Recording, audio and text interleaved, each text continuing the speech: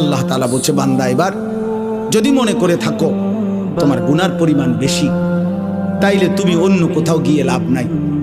আমি আল্লাহ তোমাকে আশ্বস্ত করতে চাই, গুনাহ যদি তোমার আসমান পরিমাণ হয়, গুনাহ যদি তোমার সমুদ্রের ফেনা পরিমাণ হয়, গুনাহ যদি তোমার হিমালয় পর্বত ছুঁয়ে যায়, গুনাহ যদি তোমার এই জমিনের বালুকণা পরিমাণও হয়, তুমি অন্যদিকে যাইও না।